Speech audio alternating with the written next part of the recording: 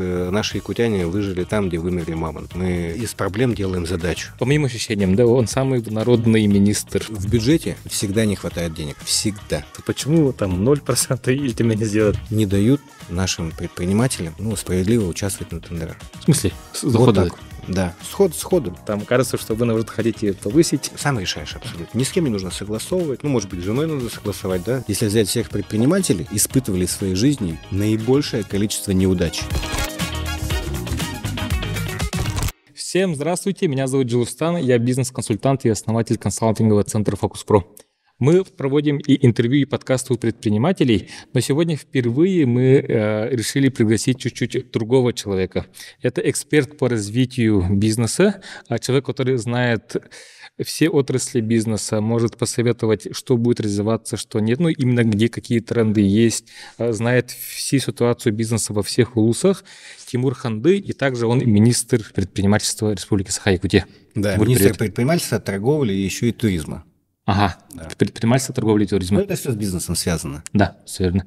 Расскажи вкратце свой путь, историю с самого начала. Это долгая история. Начнем с того, что я работал в компании, работал продавцом. Мне предложили работать на одной из компаний для того, чтобы помочь им продавать пластиковые окна. Не было отдела продаж, то есть компания абсолютно доверилась мне и моему партнеру для того, чтобы мы открыли. Мы начинали вообще с нуля.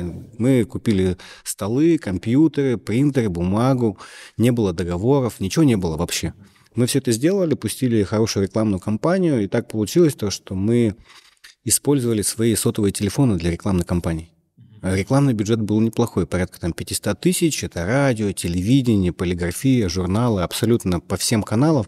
И везде разные промокоды мы использовали, чтобы посмотреть, где больше эффективности от рекламы идет. В итоге, буквально, когда уже начала рекламная кампания работать, очереди были. Прямо мы сидели в УЮ-центре на 50 лет Советской Армии, у нас очереди были по всему залу и на улице еще. Даже в зимнее время люди заходили внутрь, по другим магазинам ходили, чтобы очередь эту отстоять. В итоге хорошая выручка, компания успешно развивалась, хорошая зарплата была, классно работали. Но были все наемники, вплоть до руководителя компании, а зарплаты очень сильно разнились. У продавцов за счет продаж и у остальных. Поэтому, когда закончился трудовой договор, нас попросили вежливо удалиться. Мы удалились. Но при этом после этого компания такую выручку никогда не делала. Мы делали почти 12 миллионов в месяц. И после этого все звонили мне до сих пор. Телефоны же были на нас, а мы поначалу в течение недели нет, это мы уже не работаем. А потом, когда деньги начали заканчиваться, я такой думаю... Да, мы принимаем заказы, да, что хотели. Пошел быстренько, открыл ИП, и уже началась посредническая работа. Просто мы хорошо отрабатывали, мы делали сервисную историю продаж, мы сопровождали все продажи до самого конца, вплоть до того момента, когда им установят эти окна. То есть это не просто была продажа ради продаж, мы зарабатывали имя для этой компании, но так получилось, что мы заработали имя себе. И очень много заказов было, по сарафанному радио все давали мои телефоны. Вот так начался путь. Когда я открыл ИП, потом начали работать с юридическими лицами, потому что объем работы тот же, а выхлоп в прибыли намного больше. То есть договор у тебя либо на 5 окон, либо на 1000 окон. А процесс оформления договоров, контроль поставки, он тот же самый. Конечно, чуть сложнее, потому что там нужно больше машину, да, там есть бой стекла, допустим, который нужно было отрабатывать. Но все равно это в прибыли все было учтено, и мы хорошо работали. Вот такая история. Но потом много чем еще занимался, потому что бизнес – это не всегда успех. Бизнес – это опыт, да, то есть если взять всех предпринимателей, то это самая большая категория людей, которые испытывали в своей жизни наибольшее количество неудач. Именно это заставляет их быть успешными. Также я уверен, что и у тебя тоже много было неудач, но роль предпринимателя в этой жизни, она такая, что неудачи – это опыт. Это не повод сложить руки и пойти в наемную работу. То есть у тебя есть мечта, ты к ней любыми вообще способами идешь вперед, прям вгрызаешься в нее, идешь до конца. У меня вот эти опыты постоянно в жизни, конечно, большая благодарность семье, родственникам, которые на сложный момент всегда поддерживают. И ты проходишь это, идешь дальше, и у тебя шире шаг становится. После пластиковых окон начал заниматься уже девелопментом, как сейчас по-современному называется. Это поиск земельных участков, выкуп каких-то ненужных гаражей старых, приведение в соответствие земельного участка, смена вида разрешенного использования, смена зоны, подводка под многоквартирный дом. Но когда эта земля уже тебя в праве аренды купил за 4 миллиона, а построили дом на этой земле на 1,2 миллиарда. В среднем в таких сделках застройщики выдавали, не знаю, как сейчас, выдавали 10%. То есть ты купил земельный участок за 4 миллиона, год с этим участком повозился в части бюрократии, да, по смене там различных градостроительных документов, и у тебя в итоге выхлоп в 100 миллионов. Год живешь без денег, а потом у тебя сразу 100 миллионов становится. Вот такая вот история. Но она тоже не особо успешная у меня. То есть мы эти деньги получили. В то время нотариусы работали без очного привода всех учредителей. И в один момент просто я увидел то, что меня в этой компании больше нет, и ничего уже с этим сделать не мог. Вот и все.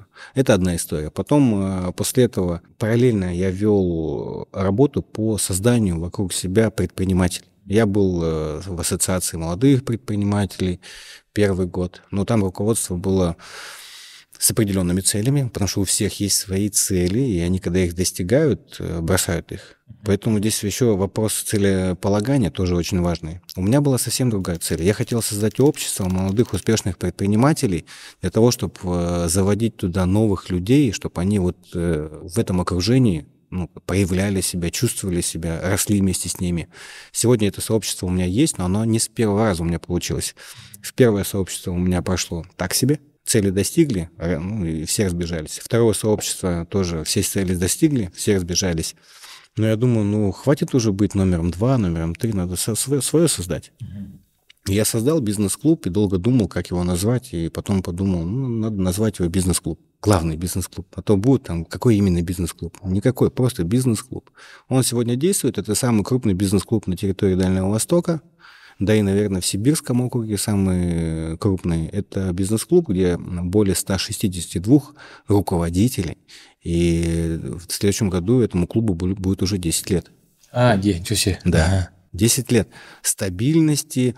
Там рождались новые проекты, там рождались новые предприниматели. Мы туда обязательно включаем всегда студентов, чтобы они видели, как общаются предприниматели на абсолютно разные темы. Там многие делали обкатку своих бизнес-идей. Очень много предпринимателей, которые, кто-то из них вышел, потому что, интересы, возможно, поменялись, но они дальше бизнесом занимаются. Очень сильные маркетологи, продажники, в целом производственники тоже там есть. Поэтому много таких направлений. Ну а после этой общественной деятельности, конечно, хочется помогать дальше. Меня заметили в ассоциации федеральной «Деловая Россия» и пригласили в «Деловую Россию». То есть у меня было свое сообщество, я защищал молодых предпринимателей. Я хотел, чтобы для них были отдельные меры поддержки, чтобы у них там налоги, может быть, поменьше были, чтобы там им субсидии, возможно, давали в большем шансе баллов, это же конкурс, чтобы если ты молодой, то у тебя больше возможности получить эти средства. Займы льготные, чтобы у них тоже более льготные были. Такая задача была. А потом, когда в Деловую Россию перешел, там другие вопросы, они уже серьезные. То есть это вопросы, которые связаны там с технологическим присоединением, с административным давлением на бизнес, контрольно-надзорные мероприятия, регуляторная среда. Сколько, допустим, дней выдается разрешение на строительство компаний. Раньше долго выдавалось, а сейчас уже это все четко отрегулировано. Здесь много инструментов есть, и в Деловой России, когда я выступал с конкретными предложениями, до этого я успел еще в Минпреде поработать полгода. Было интересно на самом деле посмотреть, что такое госслужба, как работает система изнутри, потому что я понимал, что бизнес, когда начинаешь развиваться, это политика. А чтобы политику и систему понимать, нужно внутри поработать. Полгода поработал, понял и ушел обратно в бизнес, в Деловой России. А после полгода поработал, начал уже оказывать услуги, чем ты занимаешься, я начал этим заниматься. Я начал объяснять предпринимателям, что как нужно правильно цели ставить, как нужно взаимодействовать с государством, какие меры поддержки есть, как писать те же заявки на на различные мероприятия в виде конкурсов, грантов, субсидий. Ну, то есть я это все видел, я это формировал, и я уже знаю, как правильно и что нужно делать. Обращались, мне было интересно, но из-за слишком активной позиции по линии общественной работы в рамках «Деловой России» Солодов Владимир Викторович, когда еще был председателем правительства, предложил стать заместителем министра, чтобы я это возглавил, чтобы там был такой инструмент, он очень хороший, он до сих пор работает, и он очень важный для всех регионов. Называется рейтинг инвестиционной привлекательности субъектов Российской Федерации. Там сейчас более 70 показателей, которые оценивают предприниматели именно в вопросном порядке. И после этого складывается рейтинг каждого региона. То есть, грубо говоря, где бизнесу комфортно, а где ему некомфортно. И мы начали работу с предпринимателями. Они нас опрашивают, и мы с ними начали работать. Эта работа была в Министерстве экономики, 2,5 года поработал. И в один замечательный момент пришло письмо от одного из министерств, и они пишут: вот скоро будет изменяться федеральный закон, и, кажется, предпринимателям будет оказано слишком сильное давление. Я очень удивился. То есть, когда я только приходил, такой позиции не было. Позиция была другая. Зачем предпринимателям знать план наших контрольных мероприятий? Они же узнают, мы же их оштрафовать не сможем.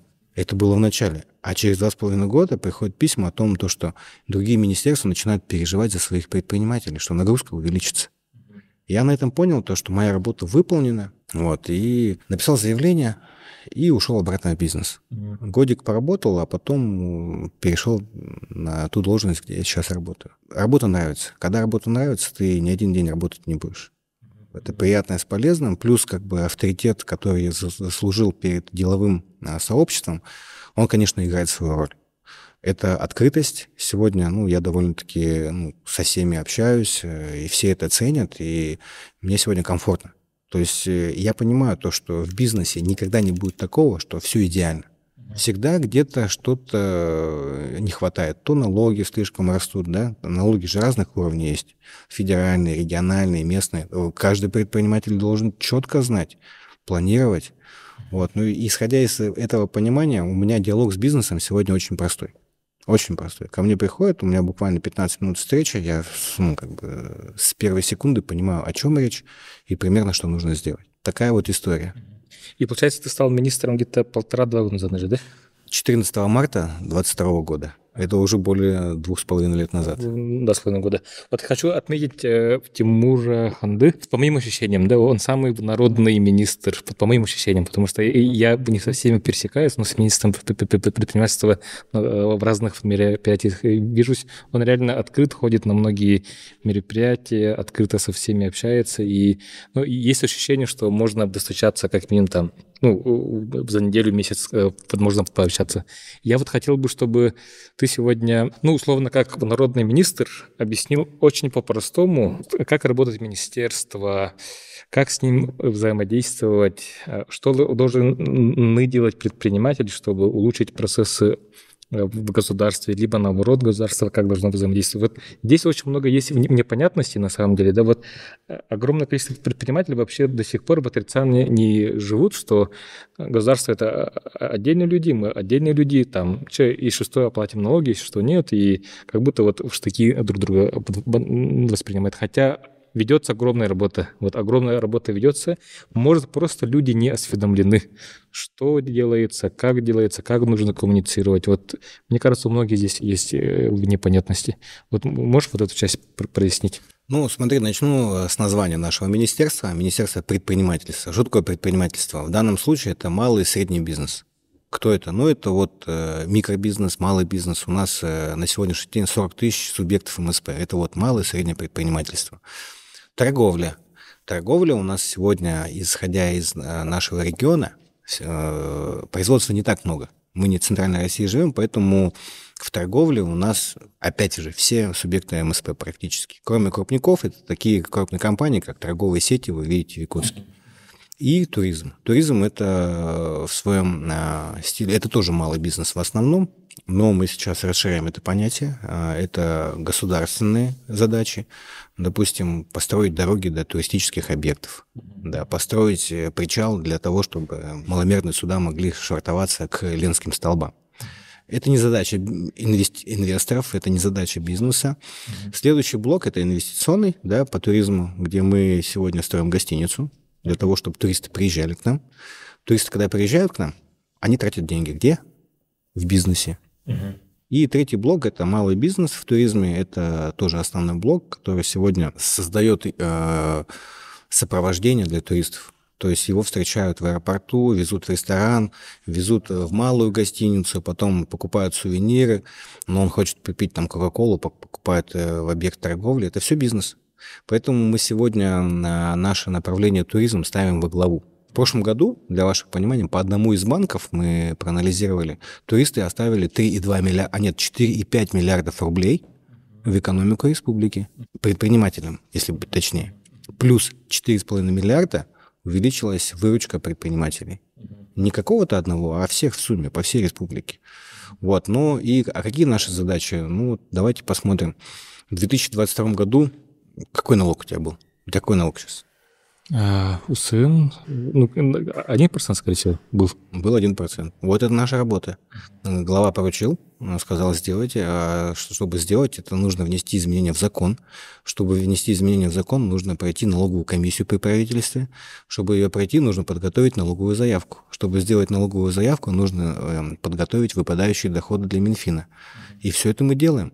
С утра до вечера считаем, сколько налогов может недополучиться. Сегодня, допустим, опять новые задачи. У нас с 1 января 2025 года будет налоговая реформа. Все УСНщики, у кого 60 миллионов и выше, будут платить дополнительно к УСНу и НДС 5%. Вы в курсе, нет? Да, в курсе. Это больно будет. Больно для таких более крупных компаний. Для микрокомпаний, конечно, они этого не почувствуют, но все равно в общей конъюнктуре рынка они это почувствуют, потому что они будут закупать муку у оптовиков с наценкой 5% НДС. И, соответственно, уровень цен будет повышаться. Наша задача – предотвратить рост цен. Сделать так, чтобы наше предприятие, наш бизнес всегда был в зоне рентабельности. Для этого мы своевременные меры поддержки формируем. Конечно, общесистемная мера поддержки – это налоги. То есть сделал налоги, и у всех налоги. Сегодня для социального бизнеса, для туризма, там, для других видов производств, всех практически, самые низкие ставки. Вот доказать, что это нужно сделать, это мы сделали.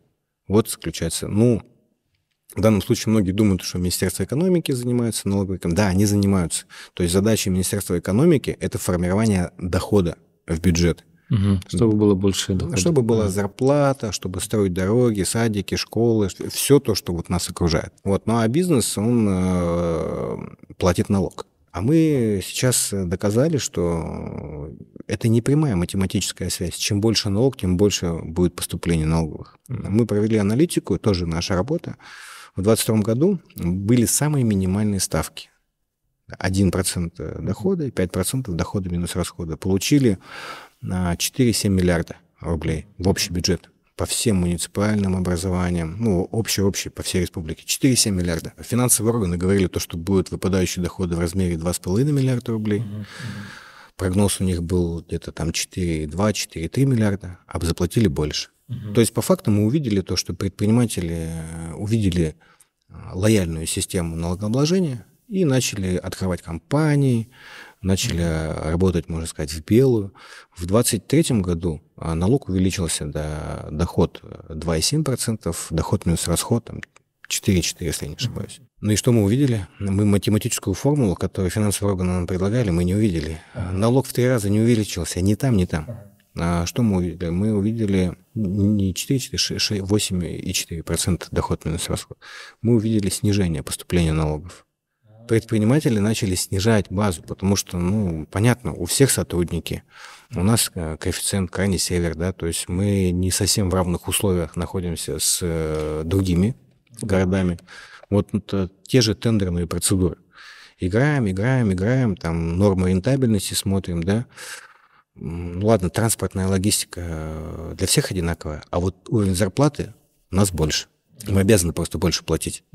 И вот эта дельта между центральными компаниями и республиканскими компаниями не дают нашим предпринимателям справедливо участвовать на тендерах.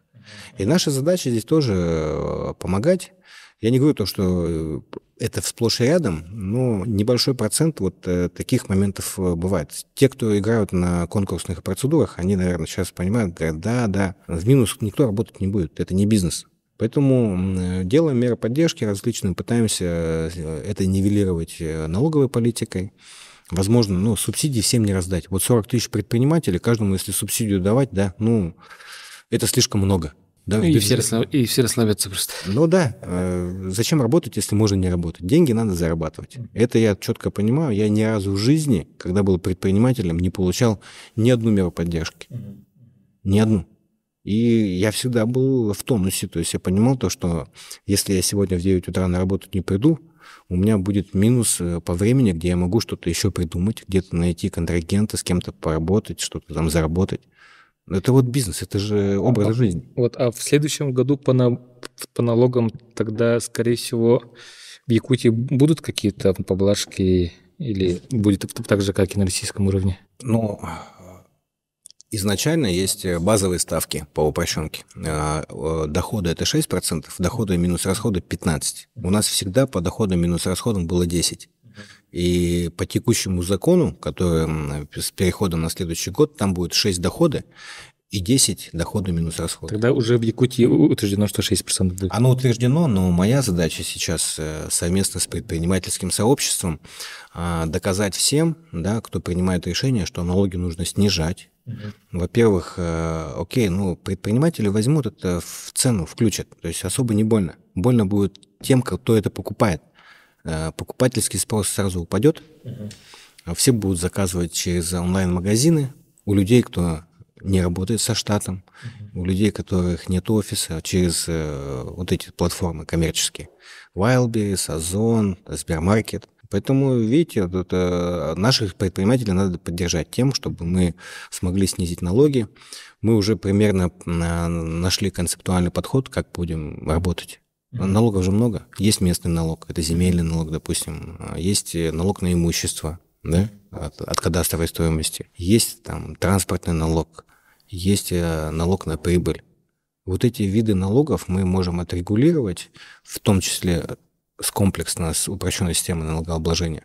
И тогда выровнять, чтобы переход в следующем году был плавный, а не сразу плюс. То есть ты платил в этом году 4,4%, как доход, а в следующем году платишь 11%. Это больше, чем в 2 раза увеличение, почти в 3 раза увеличение. Многие предприниматели работали на ЕНВД. Многие работали. И здесь есть упущение о информировании, что ЕНВД – это была временная мера в период экономического кризиса. Но все привыкли. Вот у тебя в магазине площадь, и ты платишь там 20 тысяч в год. А неважно, какая выручка. А у тебя выручка в месяц 2 миллиона. И государство много недополучало. И при этом была возможность поддержать предпринимателей все это время. А потом просто это резко обрубили, и люди начали платить налог после перехода с ЕНВД в 6 раз больше. Это больно, потому что не планировали. Если бы планировали, не знали, а тут просто информация пришла, то, что ЕНВД больше не будет, все. А тогда вот твоя цель, задача УСН до какого уровня? Сейчас расчеты делаем. Еще пока не утверждено, да?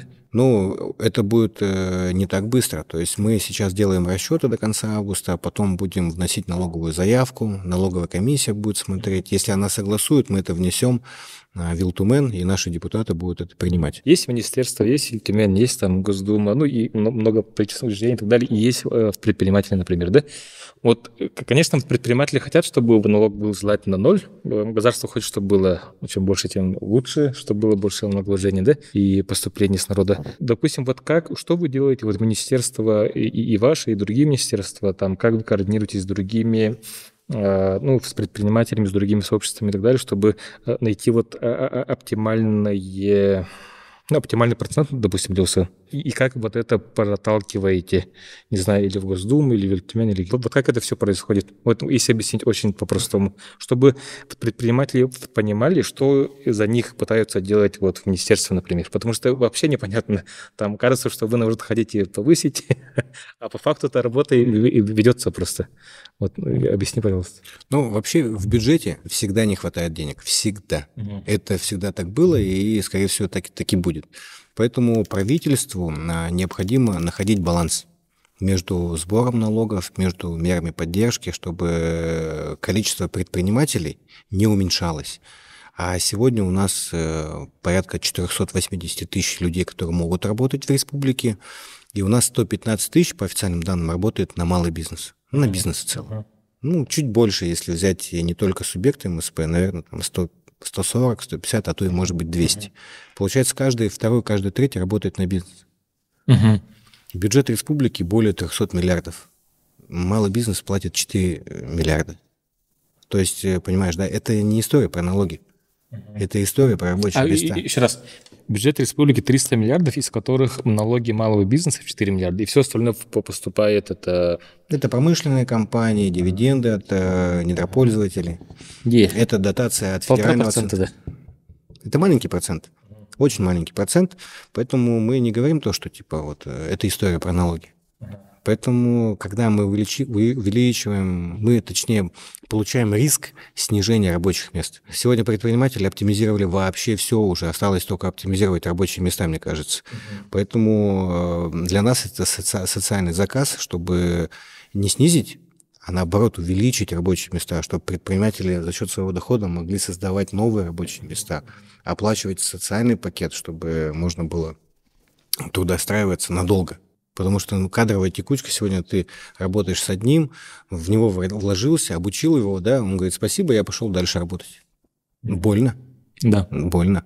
А почему? Потому что не трудоустроил его по договору, а трудоустроить это тоже расход. И, возможно, если всех трудоустроить, будет так, что прибыли-то не будет. На работа ради работы, как бы это не является бизнесом. Бизнес – это чистое извлечение прибыли. Вот. Ну и норма рентабельности во всех секторах экономики, она везде разная же. В торговле, допустим, ну, по-разному все работает. Вот, допустим, шуба есть, да, можно сделать наценку 30%, а можно сделать наценку 1%, но каждый день продавать эту шубу. И в итоге получится 30%. То есть все делают наценку. На производстве другая норма рентабельности. В общепитии одна. Кто занимается алкоголем, другая система. Кто туризмом занимается, ну вот здесь уже рынок начинает диктовать. Чем больше конкуренция, тем лучше, во-первых, качество продукции, качество сервиса, ну и, соответственно, выравнивание по ценам идет. Ну и ты же не ответил на вопрос. Сейчас объясню. Смотри, есть законодательная власть, это депутаты. Депутаты бывают городские, республиканские и федеральные. И, ну, и как бы публичная власть есть еще как бы местная, это администрация, допустим, город Якутск, это правительство наше, да, это министерства все. И федеральное, это федеральное министерство. Вот, исполнительная власть называется. Вот, ну, а какая задача? Исполнительная власть вносит предложение законодателям, говорит, нужно такой-то закон принять. И начинаются дискуссии, я согласен, не согласен, потому что среди депутатов очень много предпринимателей в том числе. Поэтому всегда вот такой баланс есть. Вот, правительство, оно пытается по разным направлениям. У каждого министерства свои полномочия. Министерство труда, допустим, и социального, они делают так, чтобы было больше пособий, чтобы мамочки, которые родили, они сидели дома, чтобы у них хватало денег, потому что она мама. Она должна сидеть дома, следить за детьми. Это, к сожалению, чуть-чуть противоречит, допустим, предпринимателям, потому что ну, вот, все теперь дома сидят, а кто работать-то будет? Ну, вот так вот. Ну, такая политика социальная, на самом деле. Она может быть правильна, может неправильно, не мне судить. Но люди, которые сидят дома на пособиях, они заслуженно сидят. Нет людей, которые, знаешь, они незаслуженно получают пособие и ничего не делают. Это их право, то есть они такое право создали. По линии, допустим, Минсельхоза ведется работа по поддержке сельского населения, то есть более 15 миллиардов направляются в муниципалитеты через Минсельхоз для того, чтобы обеспечить СХПК, чтобы кормозаготовка вовремя была, на сено субсидии, на молоко субсидии. Ну и у каждого министерства своя роль. Каждый берет какую-то функцию и начинает отрабатывать по своим нормативным документам, чтобы все это было прописано, чтобы везде были правила, а правила – это самое главное. То есть правительство формирует правила. для того, как будут ходить деньги, какая будет политика, будем поддерживать, не будем поддерживать. И всегда эти вопросы обсуждаются. Не просто вот министерство приняло, поднимаются наверх до конца, и потом там уже наверху говорят, это нормально, это ненормально. И все, и потом это спускается вниз. А вот все-таки, вот, допустим, да, чтобы УСН был не 6% в республике нашем, да, а 3%, это в конечном итоге кто принимает решение? Или Тюмень, или Госдума? Или кто? В конечном решении принимает Элтумен, депутаты. То есть республика может чуть-чуть по-другому делать, как по российским стандартам, да? Ну, сократить, например. Это полномочия субъектов, да. Потому что поступление УСН это в республиканский бюджет. Да. По факту, да, но мы классификатор поменяли, чтобы поддержать муниципалитеты. УСН – это республиканский бюджет, но он поступает в бюджеты муниципального уровня. В города, села, поселения. А раньше такого не было? Ну, в других субъектах Российской Федерации он поступает в региональный бюджет. Чё, классно. Тогда, допустим, есть определенный улус, либо село, и все то, что там через УСН зарабатывается при предпринимателям, тогда там поступает. Поэтому главы районов, они очень должны быть заинтересованы поддерживать бизнес. Не потому что налоги, а потому что это рабочие места. Люди должны работать. Тогда такой вопрос.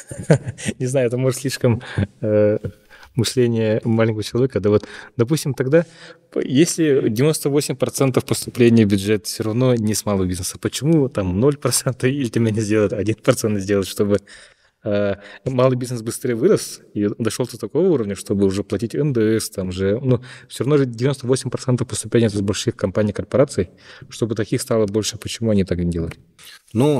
Есть некоторые города, где УСН, допустим, город Якутск, там больше 2 миллиардов поступает от предпринимателей. У нас почти там 80% всех предпринимателей сосредоточены в городе Якутск.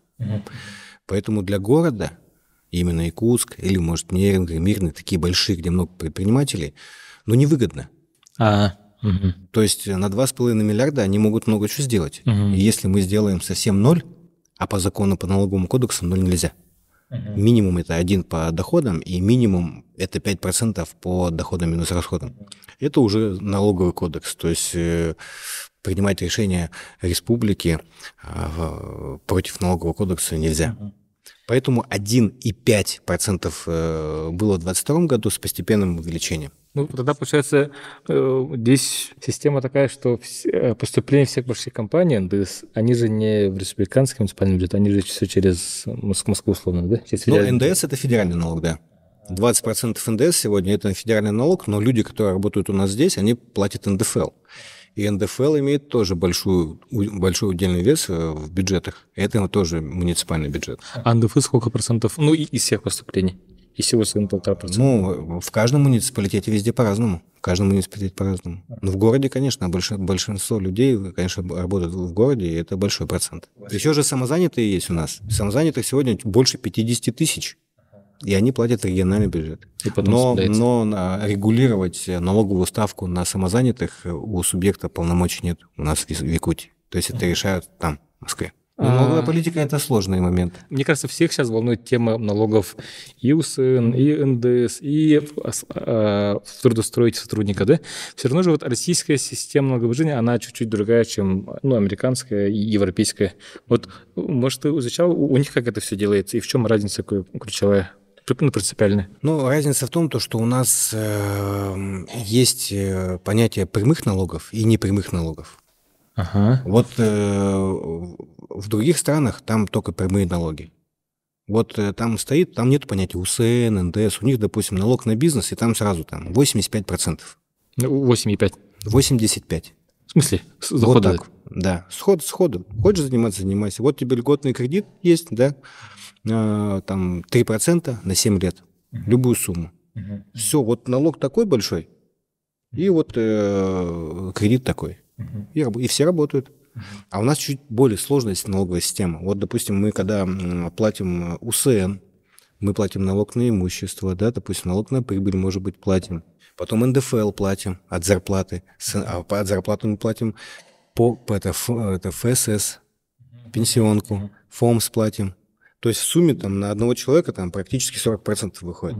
Платишь ему 100 тысяч на руки, а по факту тратишь как предприниматель 140 тысяч. Вот это косвенный налог называется. Если посчитать, он все равно усложненная система. А в других странах она более простая, понятная, поэтому когда такие правила, там всего лишь 2 параметра, тебе легко планировать. А тут сложно планировать, потому что УСН – это республиканский налог, НДС – это федеральный налог, еще есть патентная система налогообложения, есть единый сельхозналог. Очень много видов налогов. Поэтому предприниматели путаются, и вот мы снизили в 2022 году налоги 1%. Да, ты помнишь, я рассказывал, доход, и переплата была 2 миллиарда рублей. То есть люди не знали, что мы поменяли налоги, и платили по старой схеме, потому что, вот как вы вначале правильно сказали, недоинформированность. Но им, конечно, перенесли платежи на следующие года. Это нормально. То есть они не переплатили, и эти деньги сгорели якобы. Нет, они просто на величину переплаты платили меньше. Вот тогда, получается, в западных странах, в принципе, один налог условно, и потом уже распределяется в федеральный бюджет, региональный и муниципальный, да? Ну, здесь просто про налоги нельзя говорить, потому что экономика, она складывается за счет кредитов и налогов. Это 2 основных параметра. Допустим, в Турции сейчас ключевая ставка, знаешь сколько? 45%. Ну, уже давно причем. Нормально. Живут. Туристическая страна, все летают, все гостиницы платят кредиты по 45%. Вообще в 90-х, да, предприниматели, когда начинали работать, знаешь, какой процент был годовой в среднем? Ну, больше 100%. Ну, 100-200. Ну, раз 9 больше. 950% годовых было. Никто не жаловался. Просто оборачиваемость продукции была большая, маржа была большая, все было нормально. Сегодня ключевая ставка у нас 18%, банки выдают 30%. Ну, привыкли, что обычно было 7% ключевая долго, а потом банки выдавали по 9, по 10, кому-то, может быть, даже 7 выдавали хорошим клиентам. А когда 30, это больно. Но сравнивать тоже 950 в 90-х и сейчас 30 тоже неправильно. Я к тому, что любой человек, по своей сути, он привыкает к хорошему быстро. По 1% платили, сегодня платим на 2,7, потом 4, точнее 4,4 сегодня. Тоже больно. Посчитаем разницу. В 4,5 раза увеличилась налоговая база. Либо ты 1 миллион платил, либо ты 4,5 миллиона теперь платишь налог. Больно? Больно. Но это условия такие, которые мы сегодня нашим министерством совместно с предпринимателями должны доказать, что чем больше налогов платим, тем меньше налогов поступает. Ну и это должна быть динамика, когда уже через 5-10 лет бизнес себя чувствует уже лучше, уже можно постепенно повышать. Ну а что такое бизнес? Бизнес – это четкая систематизация правил, правильно же? Это то же самое, как с утра проснулся, зубы почистил. В бизнесе все должно быть тоже по правилам. Когда у тебя в одних из параметров правила по налогам постоянно меняются, планировать вообще бесполезно. Максимум на год планируешь, или на 2. А в бизнесе нужно, чтобы правила игры поставить, платите налог такой на 3 года стабильно. И все, у тебя начинаются бизнес-планы формироваться, новые идеи, у тебя какое-то доверие получается. А то у нас законы в целом в России, они меняются с такой скоростью, что даже правительство не успевает. Ну и, конечно, я утрирую, успевает, но не успевает транслировать всем, кому это необходимо, важно. А предприниматели, занимаются консалтингом, допустим, в какой-то бухгалтерской сфере. Юридические аспекты не всегда важны. А потом в моменте приходят и говорят, а вот вы тут нарушаете. Штраф 50 тысяч. Неприятно. А я же не должен был знать. Незнание не освобождает от ответственности. Но такова жизнь. Поэтому предприниматели России, особенно предприниматели, которые работают в условиях или в крайнего севера, где наши якутяне, это сильнейшие. Я с большим уважением к ним отношусь и вижу, как они, приезжая в любой регион, сразу, всех в бок отодвигают и занимаются, и просто расширяются. Потому что тот опыт, который они получили в Якутии, его можно применять вообще в любой стране, в любой точке России. Если ты выжил здесь, то ты выжил там. Наши якутяне выжили там, где вымерли мамонты. Очень сложно работать в постоянно изменяющейся среде, особенно с таким суровым климатическим режимом. Плюс не всегда у тебя есть информация своевременная. Понятно, сейчас есть интернет, мы сегодня новости видим с такой скоростью, что даже обрабатывать сложно. А раньше вообще не было новостей. И поэтому многие делали ошибки просто из-за незнания. И это все закаляет. Ну, не только это, просто еще сами якутяне сильные по себе. Это вот многими поколениями сложилось, да, и мы из проблем делаем задачу.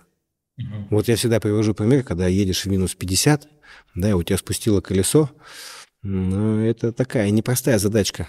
Если у тебя запаска есть, это тоже непростая задачка, если у тебя нет перчаток. Поэтому, ну, выходим же из ситуации. Просто если этот опыт перекинуть на извлечение прибыли любыми способами, то у всех получается. И те, кто дошел до этого, они успешно справляются с этими задачами. У меня вопрос по части работы в неопределенности, да? Получается, ты 2,5 года назад стал министром, и сразу, по-моему, если не ошибаюсь, случилась мобилизация в тот же месяц или на второй месяц? Санкции. Не мобилизация. Санкции. У нас начались проблемы с поставками. Железнодорожное полотно на 50% ушло на военные мероприятия. Вот, объясню еще раз. Вот Тимур стал на пост министра, и через несколько месяцев, буквально 1-2, случилась спецоперация. Это прям произошло буквально на следующий день. И вот представьте себе, вот министр предпринимательства, он ходит просто, потом бам, такой бардак, и все у него спрашивают, что, как, туда-сюда. Вот объясни вот про твое состояние, вот как человека, вот в тот момент, и как потом разруливали все ситуации, потому что там же вообще реально был бардак, хаос, короче, вот объясни вот именно в тот момент, ну, как человека просто сейчас. Ну, это было нелегко. Это было так же нелегко, как провести вот сейчас 8-е спортивные международные игры Детей Азии. Но, понимаешь, чем сложнее задача, тем ты больше опыта получаешь. Мы все с вами все сложные задачи в самом конце решаем. Мы откладываем. Сейчас, это просто мозг наш так устроен. Есть рациональная часть мозга, есть иррациональная. Рациональная – это там, где просто, легко, а иррационально нужно подумать, творческий подход сделать, да, и как бы, не хочется сейчас я сделаю самые легкие задачи. У меня тогда не было выбора, чтобы... Нужно было сразу решать, да? Нужно было сразу решать, потому что ответственность большая, вот тебя только назначили, да, в тебя как бы глава доверился, да, тебя назначил, тебе нужно как бы проявить себя. Ну и, конечно, мы с предпринимателями встречались, все предложения, которые мы реализовали, это было совместное, коллегиальный разум и Министерства предпринимательства, и наших подведов, и специалистов, и самое главное, предпринимателей, которые вносили предложения. Что мы сделали в первую очередь? Мы сделали там целый ряд мер поддержки, и налоговая политика, сразу снизили всем. И для оптовиков, потому что оптовики, у нас же в основном торговля, мы для оптовиков разработали продукт. Вот у меня был выбор. Вот есть 150 миллионов рублей, да, в бюджете, потому что больше не могут дать. Что с ними делать?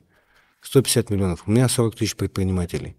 150 миллионов разделить на 40 тысяч предпринимателей, каждому по 2 рубля дать, а потом гордо говорить то, что я всех поддержал, не вариант. Поэтому мы посмотрели на конъюнктуру, кого надо поддержать. А так как торговля, мы подумали, так, а если мы дадим нашему региональному банку субсидию, чтобы там же ключевая ставка, помнишь, была 20%, и банки выдавали по 35-40%. И для оптовиков это больно. То есть рост цены просто вот там практически там, на 50, на 60, на 80 даже процентов могло пойти. Мы сдали 150 миллионов Алмаз-Регионбанку через субсидию, и он с коммерческой ставки снизил ее до 8%. Круто. И в итоге получили там... И портфель получили именно так, как ты говоришь. То есть из 150 миллионов мы превратили в 2,5 миллиарда рублей. Оптовики сразу взяли, закупились. У нас было условие. Берешь этот займ, держишь на уровне предыдущих цен, не выше. Да, кто-то заработал, потому что закуп больше сделал, кто-то только закупался, и там по 500 миллионов кто-то взял. И у нас, благодаря этому, рост цен на Дальнем Востоке был самый маленький. Инфляция была самая маленькая. Круто. По всему Дальнему Востоку. Это жители наши тоже это почувствовали. Есть, конечно, розничные магазины, да, потому что все равно мы же все с вами покупаем не на оптовке, а на рознице. Некоторые розницы не покупали у этих оптовиков, поэтому они все равно искали каналы, поставщиков, и где-то цены росли. Но мы совместно с Государственным комитетом по ценовой политике мониторили каждый ассортимент всех продукций. Выходили с тарифными агентами вместе, смотрели, чтобы не было наценки выше, чем надо. И все как бы для нашего населения через бизнес, через региональный банк мы вот такую меру сделали. Но это как один пример. И таких примеров было много. Но сложно было. Мы в ручном режиме смотрели на вагоны. Я знал на тот момент, сколько вагонов у нас едет, сколько вагонов у нас осталось на тупиках, в каком они состоянии, знал состав вагонов, потому что там были моменты, что некоторые вагоны были, такие поливагоны, то есть там было много продукции, не просто только один сахар, не только макароны, там, не только там гречка, там было много всего, там была мебель, компьютер, рис, сахар, да, там алкоголь, может быть, был табак. И вот здесь было сложно, потому что, как на социально значимые продовольственные товары, конечно, мы можем продвинуть, а тут не можем. Но в итоге мы с приоритетом, конечно, все выводили. Каждый день я давал брифинг, сколько вагонов пришло, потому что это же на вопрос национальной безопасности. Представляете, если нам не придет во время, а у нас как раз началась распутица, скоро у нас пойдет уже ледоход, и нам нужно успеть завести товар до ледохода, потому что потом будет, долгое время, когда не будут работать паромы. И был риск, чтобы наши полки все были пустые. И по-любому опыт того года уже тебе сейчас уже в разы легче уже в текущие года принимать решения. Конечно. Это не только мне, это всем. Этот опыт нужно проецировать на все. Чем сложнее задача, тем дальше тебе будет проще. И не надо ошибаться. Нужно принимать решения быстро. Я быстро принимал решения. Я знал, может быть, это правильно, а может быть, это неправильно. Но решение нужно было принимать. Я не говорю то, что по всем решениям было правильное решение. Где-то меня там поругали, да, где-то меня наказали, там, лишили премий. Но в итоге мы решение быстро сделали, быстро переделали это решение и сделали. То есть это же черта предпринимателя. Каждый предприниматель должен принимать решения быстро. От этого зависит дальнейшее развитие компании. А это опять опыт, это опять ошибки, а это опять опыт. Круто. У вас же в министерстве не так много людей работает, да? 31 человек. А ты в вашем министерстве? Ага. Вот сейчас, допустим, у тебя же есть опыт работы и в бизнесе, и в госучреждениях, да? Какие ты видишь преимущества работы в министерствах и в госучреждениях, и какие минусы? И то же самое в бизнесе, то же самое. Потому что сейчас, последние 5-10 лет был сильный тренд, чтобы все ушли в бизнес. Но мне кажется, сейчас уже я ощущаю, что многие задумаются о госучреждениях, о карьерном росте и так далее, да, в госучреждениях. В принципе, чтобы люди понимали плюсы и минусы и той, и вот этой сферы. Наверное, таких людей, как ты, их не так много, которые и там работали, и здесь работали. И при этом на министерских позициях, потому что много амбициозных ребят, предпринимателей есть, которые просто энергию всю в бизнес дают, а потом ощущают, что через 3-5-10 лет понимают, что у них там бизнес есть, 200-е грузовики, все есть, но чего-то не хватает. Не хватает масштабности влияния на всю республику, например, да? И, возможно, они сейчас задумаются, почему я не пошел там, в министерство, например, да, и для этого, понимаю, объясни плюсы и минусы, как человек работает в министерстве И у меня прямо очень четко запомнилась мысль. Я когда первый раз пришел на госслужбу из бизнеса, поработав недельку, я понял то, что я сейчас на неделю сделал объем работы примерно трехлетнего стажа бизнеса. То есть я настолько медленно работал, но я не говорю то, что все так делают, но именно на моем примере это было так.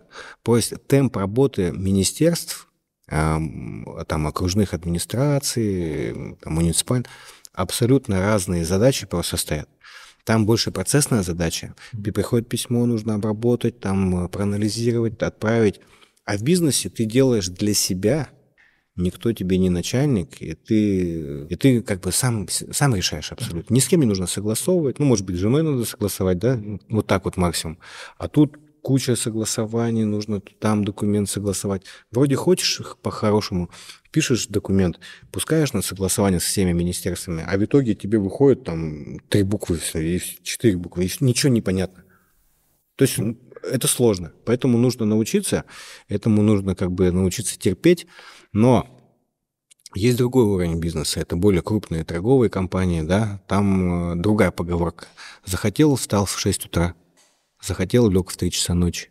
и ты бизнесмен при этом. Ну, захотел, в плане вот захотел, потому что если ты это не сделаешь, то у тебя нарушение поставок. Нарушение поставок в крупной компании – это уже десятки миллионов рублей, недополученная выручка, поэтому предприниматели очень сильно активно работают.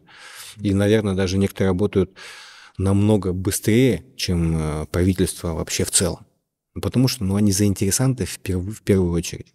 Вот. Но опыт, как я вначале сказал, вот для меня было важно понять изнутри, что это такое вообще. Вот в правительстве есть там контрольные поручения, да, просрочки, контрольки. Я когда пришел, я говорю, да не, у нас тут проекты, все делаем. А потом мне лишение премии, я говорю, за что? А вы контрольные поручения главы, председателя правительства вовремя не ответили. Я посмотрел на письмо, а там, особо тот момент, это 17-й год еще, я смотрю, да не особо важно, чего мне лишать премии. Нет, таковы правила. Вот и все. Вот, а так, если смотреть на карьерный рост, да, карьера – это не самое главное. Вот ты говоришь, не хватает чего-то, да, там предпринимателям деньги заработали, да, но есть же треугольник счастья. Это власть, деньги и признание. Власть, деньги, признание. Да. Если это будет равнобедренный треугольник, по 33% на власть, деньги и признание, ты будешь счастливым человеком. Но, как правило, все идут по разным формам. У некоторых есть власть, денег нет. У некоторых есть признание, денег нет, власти нет. А у кого-то есть деньги, нет власти. И поэтому всем чего-то не хватает.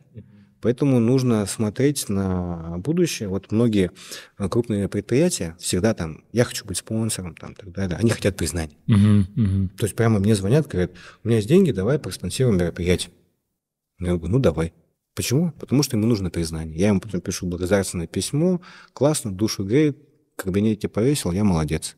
Но потом опять хочется. Поэтому этот процесс бесконечный. То есть поддерживать треугольник счастья нужно на протяжении всей жизни. Это точно так же относится и к власти, то есть им нужно понимать, как это все делать. Общественникам, которые начинают с общественных мероприятий, у них нет власти и денег нет. И они все равно идут, потом они зарабатывают авторитет, они получают власть как общественники, как общественные эксперты, допустим. Потом они начинают уже работать не бесплатно, они видят спонсорские мероприятия. И вот общественники довольно-таки легко идут к треугольнику счастья. Предприниматели тоже легко идут. А вот те, кто имеют власть, им сложнее всего. Поэтому это самый, наверное, большой текучий момент в плане постоянной замены. Те, кто имеет власть, они же, в принципе, могут получить и признание, и деньги. Нет, к сожалению, нет. Сегодня законы сделаны так, что это государственная служба. Если ты на государственной службе, то ты можешь получать зарплату, только зарплату и все. Любой доход, хоть 1 копейка, тебе нужно там написать 4 тома, откуда это получилось. Это вот закон. И еще не факт, что признание получишь, от общей массы. Могут и наругать. Да. Поэтому здесь на самом деле государевым людям, им очень сложно. В основном многие работают не за зарплату, за идею. И вот когда я читаю в новостях, что это плохое, есть, конечно, моменты, где там что-то незаконное происходит, но не мне судить об этом. Но по большей части люди работают за идею. Так же, как и предприниматели, они за идею. То есть у каждой компании есть миссия. Я уверен, что и у вашей компании есть миссия. Миссия сделать так, чтобы наш бизнес Якутии был самым сильным, самым успешным там, в Российской Федерации. У меня такая же миссия. То есть мы с вами в этом плане смотрим одинаково.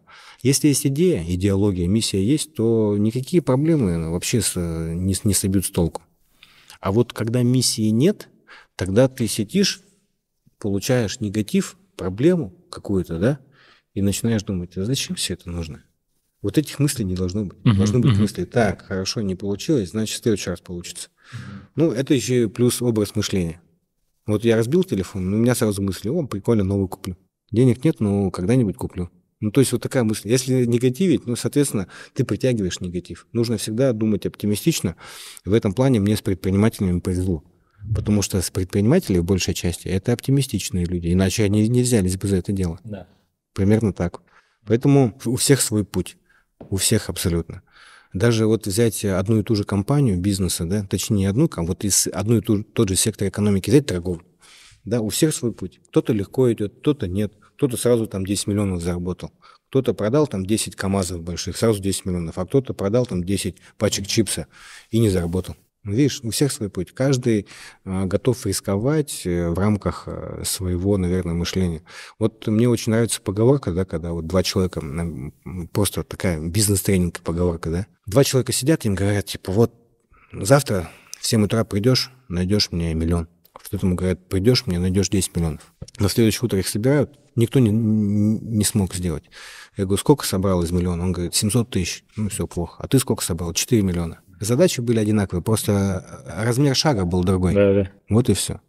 Потом мне очень понравилось тоже, как мы себя недооцениваем. В моменте мне один товарищ говорит, сколько сможешь прыгнуть на одной ноге за минуту? Я думаю, ну, не знаю, там 100 раз. Он говорит, давай прыгай. Я прыгнул там 200 раз, оказывается. Он говорит, ну вот 200 делим на 100 равно 2. Ты себя недооцениваешь в 2 раза.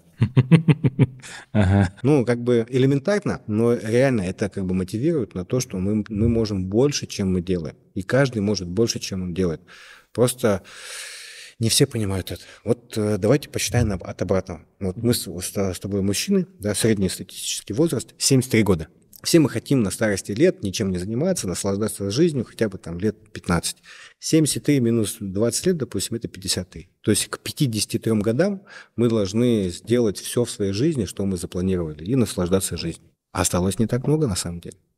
Вот мне сейчас 39, в следующем году будет 40, там 13 лет остается всего лишь. Что такое 13 лет? Это совсем мало, это просто как одно мгновение прилетит. Поэтому если мы будем вот, использовать простые постановки задач, которые я сказал, типа бизнес-тренингов всяких, они же все элементарны, все формируются на простых словах. Вот я когда на твои хожу, мастер-классы, я смотрю, я говорю, ну это же элементарно. Но у меня есть профессиональный дефект, то есть я этим занимаюсь каждый день. А ты рассказываешь так, я на людей смотрю и думаю, информация заходит, молодец, Джулс. А это элементарные вещи, о которых мы забываем. И в этом плане Focus Pro начинает с фундаментальных вещей. И по большей части, да, люди сами потом выходят на уровень. Вы потом, конечно, грамотно еще их поддерживаете финансовыми мероприятиями, объясняете, как вообще рынки работают, как вообще экономика работает. И после этого, после мотивации и образовательного блока, ну, грех не увеличить свою прибыль. Поэтому это один из самых таких интересных видов бизнеса. И как раз это тот вид бизнеса, который был последний раз вот у меня бизнес. Я занимался консалтингом, только я не успел развить команду, а у вас команда уже большая. Поэтому у этого бизнеса очень большие перспективы. Такие же перспективы по трендам у нас еще есть по направлению красота и здоровье. Вот все хотят быть успешными и идут к тебе. Все хотят быть красивыми, идут в косметологию. Все хотят быть здоровыми и занимаются спортом, там, питанием правильно и так далее. Это вечный бизнес. Да, я согласен полностью. Здесь я хочу... Ну, последний вопрос. Ты говорил про миссию тех, кто работает в госучреждениях. И вот у нас тоже есть миссия, это больше даже не про деньги, а вот внести какой-то вклад, да? Допустим, у нас есть миссия, чтобы уровень жизни в Якутии вырос в 3 раза, и для этого, условно, средняя зарплата должна быть, ну, где-то минимум 200 тысяч, например, да? И для этого объем ВРП должен быть 3-4 триллиона в год в республике. Вот, ну, допустим, это будет через 10 лет, через 20, через 50, непонятно. Но что, как ты думаешь, вот ты сейчас работаешь в министерстве, в учреждениях, вот видишь, и как в республике все происходит, как в других регионах и странах. Вот что должно быть сделано ключевое со стороны и бизнеса, и предпринимателей, и, ну, возможно, и населения, и госструктур, чтобы это ускорить процесс, чтобы реально мы стали там, как на уровне Дубая, там, Европы, Японии и так далее, вот чтобы такой уровень жизни был, вот чтобы в целом экономика и бизнес рос. Очень правильный вопрос. Вот давайте просто посмотрим все по сторонам. Обратите внимание на любой объект, абсолютно любой. Вот я на тебя смотрю, на рубашку, да? Ну, ее кто привез? Бизнес. Продал бизнес. Правильно? Доставку сделал бизнес. Упаковал бизнес. Стакан. Тоже все, что нас окружает, сделал бизнес. Поэтому это простая формула. То есть качество жизни населения напрямую зависит от уровня развития бизнеса. Поэтому нужно поддерживать бизнес. Что нужно сделать бизнесмену? Ему нужно просто как бы поверить в себя и развиваться, несмотря ни на что. Все будут говорить, это правильно, это неправильно. Ну, не проверишь, не узнаешь. Поэтому не надо бояться рисковать. Риски могут быть, конечно, реализованы, да, в нашей сложной жизни. Но это опять же опыт. Нужно идти дальше. И именно от таких людей зависит качество жизни. Правительству и вообще государству нужно не трогать бизнес. И все. Сделать правила, которые будут понятны. И все. Это золотая формула. Да. Если такие правила будут заходить более крупные инвесторы, да, ну то есть это тот же бизнес. Просто больше денег имеет. Он заходит там на 200, на 500 миллионов. И у нас такие предприниматели есть, которые заходят. Но так как, ну, во-первых, у нас геополитическая обстановочка такая непонятная, поэтому сейчас пока идет такое чуть-чуть небольшая стагнация, все выжидают, что там больше будет, и когда уже все ясно станет, сразу уровень жизни начнет повышаться. Я не вижу прямой связи с ВРП, да, по 4 миллиона, потому что, ну, вот, допустим, посмотрим на Татарстан, да, ну, тоже 4 триллиона рублей у них ВРП, но при этом как бы не все 200 тысяч зарабатывают. Кстати, да. Ага. Вот видишь, здесь больше зависит от комфорта бизнеса. Вот у тебя был Прокопий, да, вот у него IT-компания. Вот он сделал так, чтобы его уровень рентабельности позволял там содержать в штат там в больше, чем 100 человек. И причем он работает 1,5 года всего, наверное, где-то так. И за 1,5 года у него больше 100 людей работают. Круто?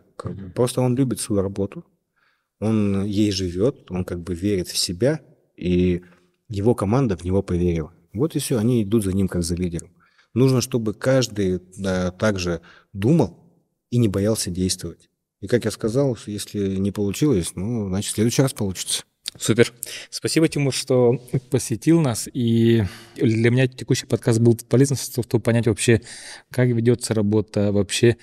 Просто если предприниматель уверен в государстве, и кто за этим стоит, и что делает, он уверен и в своем будущем.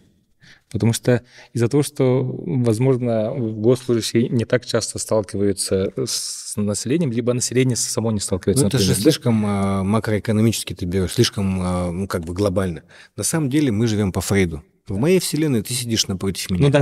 Ага. В твоей вселенной я напротив тебя. Вот ты сделал все, и я сделал все, чтобы мы сегодня с тобой встретились. И никто другой. И хочется, чтобы такое ощущение было у слушателей. Вот чтобы есть предприниматель, есть министр предпринимательства, чтобы они поняли, что работа ведется.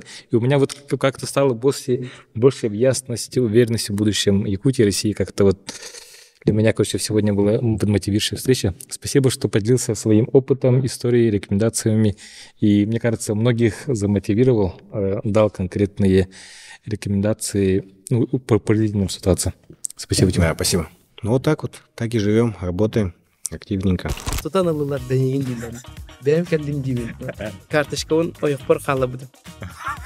Смысл как бы полный.